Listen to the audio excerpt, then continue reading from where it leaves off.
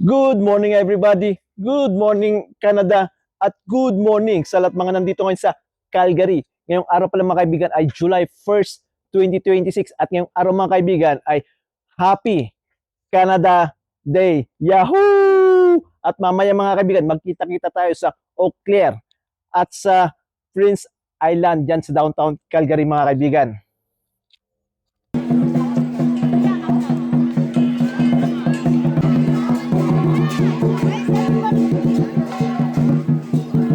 So yun mga kaibigan, nandito na ngayon ko sa Eau Claire na matatagpuan lang dito sa downtown Calgary. At sa araw ito mga kaibigan, samahan nyo ko at maglibot dito sa loob celebrating Happy Canada Day.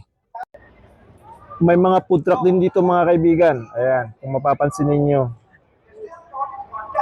Makikita rin din natin mga kaibigan, playground para sa bata. Ewan ko kung anong tawag dito. Meron din silang rock climbing for the kids. Ito mga kaibigan, yung mga magaganap dito sa Eau Claire Plaza ngayong araw to. Pinasplit.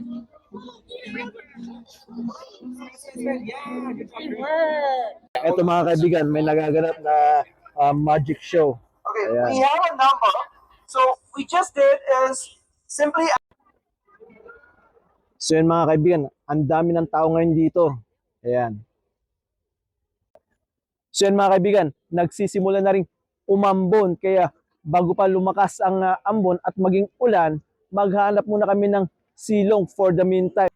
So yun mga kaibigan, huminto na rin ang ambon at umaaraw na ulit. At ngayon mga kaibigan, nandito na rin ako sa Prince Island Park at maglilibot ngayon tayo. At alam nyo ba mga kaibigan, itong food truck na to, itong Blues Delight, ang may-ari yan, kailan ko rin from San Gabriel, La Union. Torella, happy Canada Day! Ayun mga kaibigan, yung kailan ko from San Gabriel, La Union. Ayan. More food trucks ang makikita natin dito mga kaibigan sa loob ng Prince Island Park.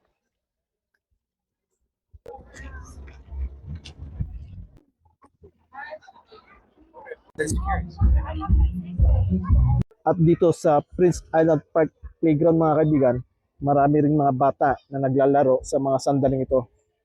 Ayan.